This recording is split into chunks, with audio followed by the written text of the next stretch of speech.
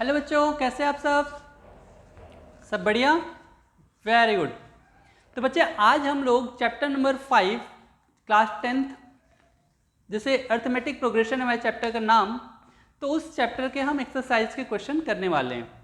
तो बच्चे सबसे पहले फटाफट आप लोग बुक्स ले लीजिए अपना, क्योंकि जिससे आपको ज़्यादा से ज़्यादा हेल्प मिल पाए।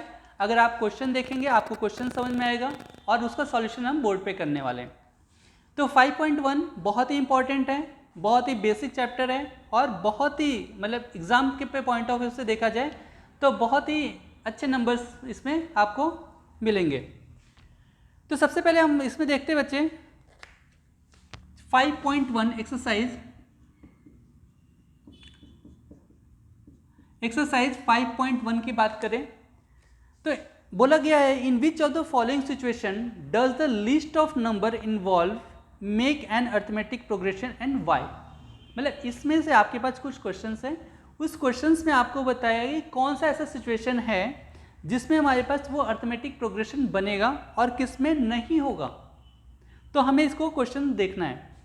सबसे पहले देखते हैं first, the taxi fare after the each kilometre when the fair is ₹15 for the first kilometer and ₹8 for each addition kilometer। Okay, चलो 5.1 क्वेश्चन नंबर 1 का first part in the sense first part है हमारे पास। ध्यान से सुनिए, taxi fare है हर एक kilometre के लिए, उसको जो बोले after each kilometre when the fair first kilometre के लिए ₹15 लगेगा एंड उसके बाद हर एक किलोमीटर जितना भी आप ट्रेवल करोगे उसके लिए आपको ₹8 देना है, ₹8 आपको पे करना पड़ेगा। तो चलो ठीक है, उसका हम देखते हैं कि एपी बनता है या नहीं बनता है। ओके, तो फर्स्ट किलोमीटर तो लिख देंगे फेयर फॉर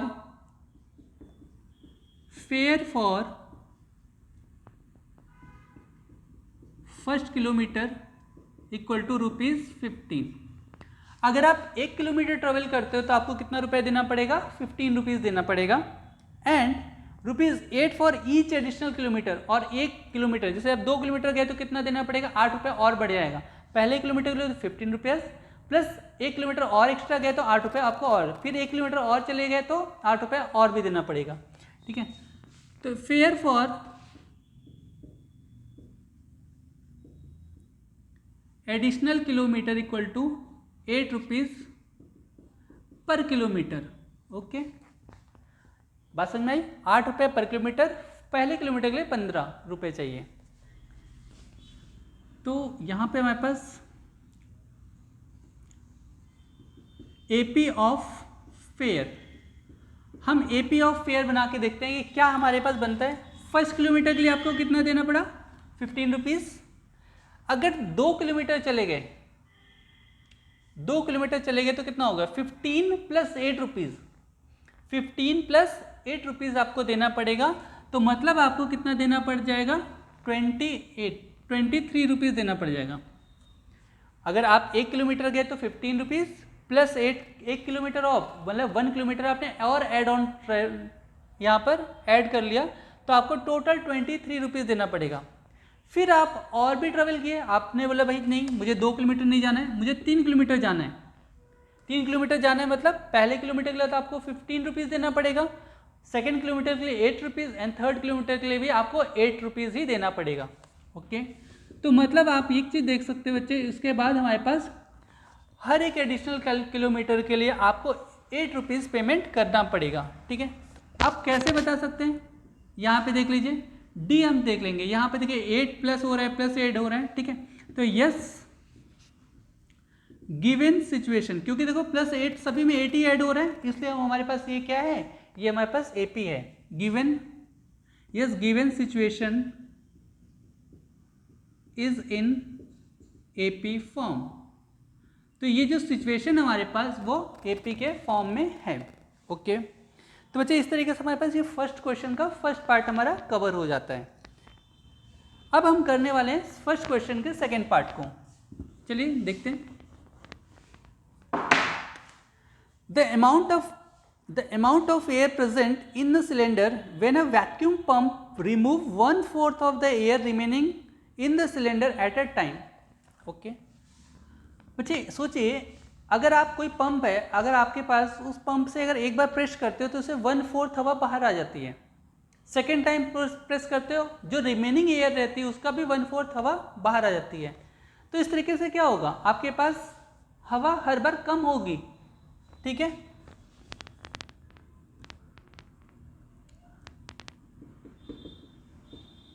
लेट, हमने कुछ लेट कर लेते हैं इसमें जो थोड़ा सा आपको आसान हो जाए। Let total air in room cylinder in cylinder x है। टोटल इसमें कितना है बच्चे, एक्स है। बट बात यहां पर है कि अगर 1/4 हवा एक बार प्रेस करने में हवा बाहर निकल जाती है। ठीक है,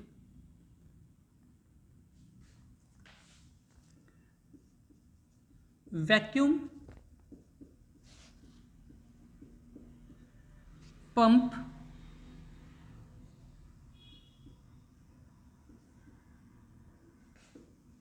रिमूव 1/4 ऑफ एक्स। आपने एक बार इसको पंप किया, 1/4 ऑफ जो गैस थी उसमें से सिलेंडर से वो हट गई, तो रिमेनिंग कितना रह गया बच्चा, रिमेनिंग गैस जो हमारे पास है, गैस नहीं बोलेंगे एयर है यहाँ पर, एक्स में से 1/4 चला गया तो हमारे पास कितना आ जाएगा 3/, इसका 1/4 एक्स निकालेंगे, 1/4 एक्स करके तो हमारे पास आ जाएगा 3x/4। ये आपके पास 3x/4 बच गया। अब आप नेक्स्ट टाइम क्या करोगे, इस जो रिमेनिंग गैस है इसका 1/4 निकालेंगे अब, क्योंकि आपने एक बार गैस को मतलब कि यहाँ पर आपने इसमें से एक बार अपने पंप किया और इसमें से जो एयर थी इसकी 3x/4, इसका 1/4 जो एयर है वो हट जाएगी उसमें से सिलेंडर से। तो नाउ 1/4 एयर रिमूव, किसमें से रिमूव होगा, जो आपके पास सिलेंडर में रह चुका है, जो बचा हुआ है उसका 1/4 निकाल देंगे। तो 1/4 आया तो 3x/16 आ गया।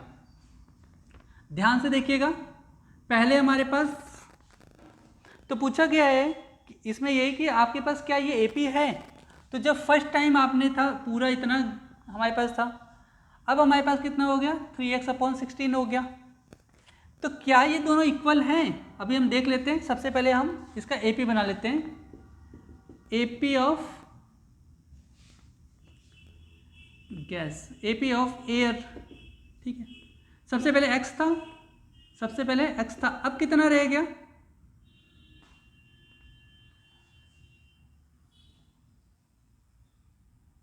यहां पे आप थोड़ा सा चेंज कर लीजिए, ये तो एयर रिमूव हुआ था, तो रिमेनिंग एयर पहले कितना रहेगा उसको आप निकाल देंगे तो ज़्यादा बेटर रहेगा। रिमेनिंग एयर कितना था आपके पास, 3x था अपॉन 4 माइनस इतना तो आपने पंप करके निकाल दिया, इतना एयर हटा दिया, तो 3x/16, तो कितना आ जाएगा, यहाँ पे थोड़ा सा लिख देता हूँ मैं 16,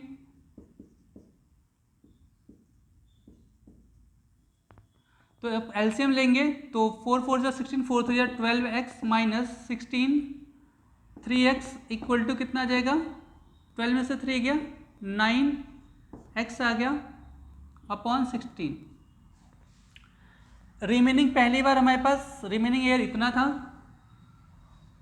ठीक है, तो एपी ऑफ एयर, सबसे पहले तो हमारे पास x एयर था, सेकेंड टाइम हमारे पास एयर कितना था 3x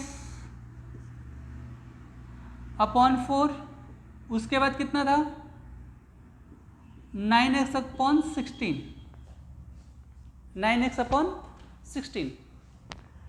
अब ये एपी ऑफ एयर है, ध्यान से देखना बच्चा, क्या ये एपी के फॉर्म में है, यही क्वेश्चन हमारे पास क्वेश्चन की रिक्वायरमेंट है।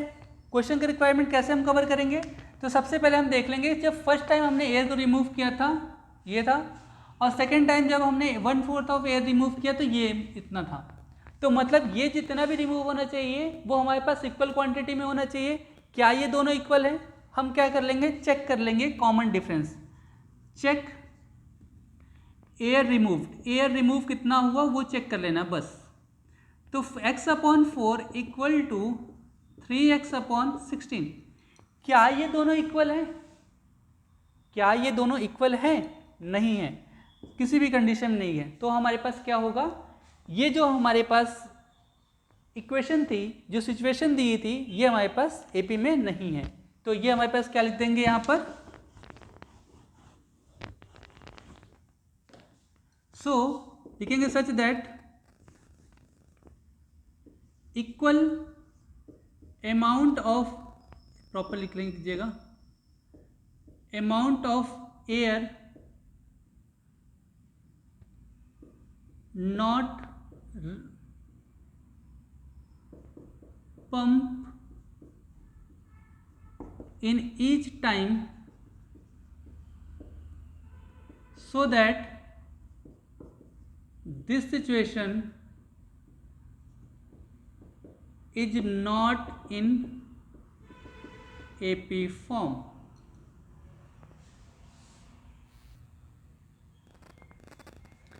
तो बच्चे हमने इसमें 2 पार्ट कर लिए, अब हमें थर्ड पार्ट करना है। थर्ड पार्ट क्या है, the cost of digging a well after every metre of digging, मतलब कॉस्ट ऑफ डिगिंग मतलब यहाँ पे कुएं की खुदाई हो रही है, and after every metre of digging when it cost ₹150 for the first metre and the rise by 50 for each subsequent metre. अगर आप 1 मीटर की खुदाई करते हैं तो 150 रुपये देना, मतलब 150 रुपीज़ आप पेमेंट कर रहे हो। उसके बाद जब 2 मीटर की, जैसे जैसे आप 2 मीटर होगा, 3 मीटर होगा, जैसे जैसे आप ज़्यादा से ज़्यादा उसकी डिगिंग करते जाओगे, हर बार उसका रेट बढ़ता चला जाएगा। ओके, तो सिंपल सा हम कर लेते हैं बच्चे। इसका थर्ड पार्ट है cost of digging well for first metre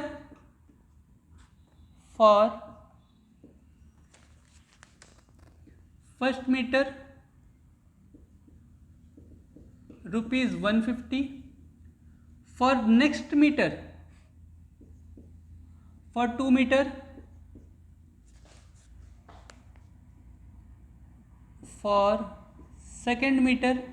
जब आप दूसरे मीटर की खुदाई करोगे तो आपको कितना देना पड़ेगा, 200 रुपये देना पड़ेगा। मतलब आपके पास 100 रुपये तो इसका रहेगा, हर एक जो आपके पास जैसे जैसे आपका रेट ऑफ, जैसे जैसे आप डिगिंग ज़्यादा से ज़्यादा आप खुदाई करते चले जाओगे, वैसे वैसे उसका रेट बढ़ता चला जाएगा। बस आपको ये बताना है कि क्या ये एपी के फॉर्म में है।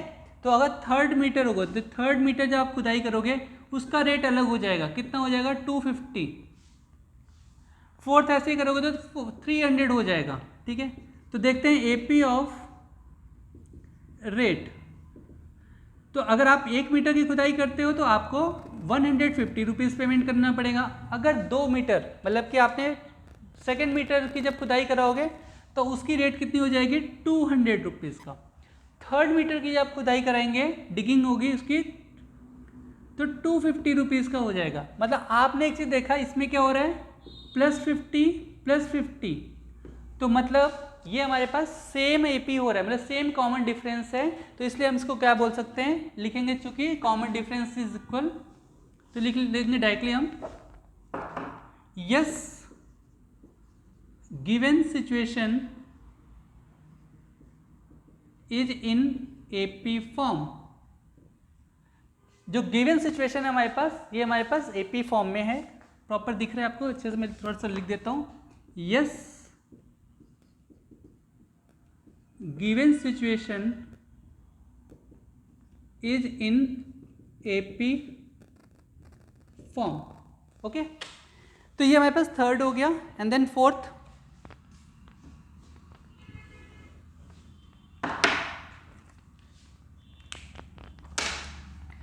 पार्ट हमारे पास क्या है। तो फोर्थ पार्ट बोला गया बच्चे इसमें, the amount of money in account every year when 10,000 is deposited at compound interest at 8% per annum।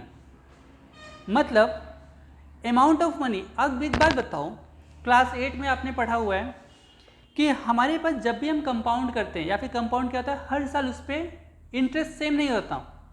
Compounding जब इंटरेस्ट लगता है तो हर साल क्या होता है, इंटरेस्ट चेंज हो जाता है। तो यहाँ पे क्या होगा, जो भी इंटरेस्ट होगा लिखेंगे यहाँ पर फोर्थ पार्ट में, बहुत ही आसान से स्टेटमेंट लिख देंगे इसमें, such that given situation is given for compound interest, ये कंपाउंड इंटरेस्ट के लिए दिया हुआ है, एंड कंपाउंड इंटरेस्ट